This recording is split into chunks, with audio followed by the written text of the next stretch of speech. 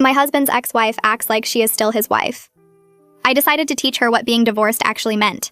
My husband Robert's ex-wife Diana still acted like she was married to him, even though they'd been divorced for 3 years before I met him. She had a key to his house that she refused to return and would let herself in whenever she wanted. She'd rearrange his furniture, do his laundry, and stock his fridge with food she thought he should eat. When Robert and I got married in January, Diana showed up to the ceremony wearing a white dress and sat in the front row where the mother of the groom should sit.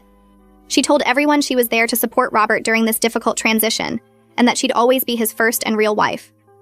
She actually stood up during the ceremony when the officiant asked if anyone objected, and said she just wanted to remind Robert that their vows were forever, even if the law said otherwise.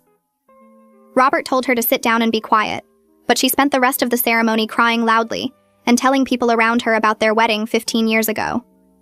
At our reception, Diana gave a speech no one asked for about how she'd shaped Robert into the man he was today, and I should be grateful for all her hard work preparing him for me.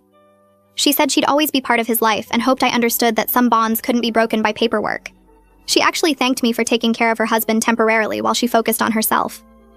I was too shocked to respond, and Robert just looked embarrassed but didn't stop her from talking.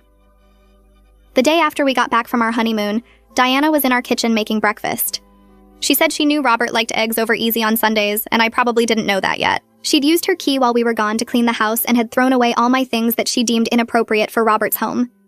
She said Robert had specific standards that she'd maintained for 15 years, and she'd help me learn them. When I told her to leave immediately and give me her key, she laughed and said Robert had given her that key, and only he could ask for it back. Robert came downstairs, and instead of demanding the key, he just asked Diana to call before coming over next time. She said she'd been coming over for 3 years without calling and didn't see why that should change just because I lived there now. Robert actually told me that Diana meant well and was just having trouble adjusting to the changes. Diana started showing up every morning to make Robert lunch for work because she said he'd never eaten properly without her guidance. She'd walk into our bedroom while we were still in bed to ask what he wanted for dinner. She told everyone in the neighborhood that she was training me to take care of Robert properly since being his wife was a full-time job that required experience.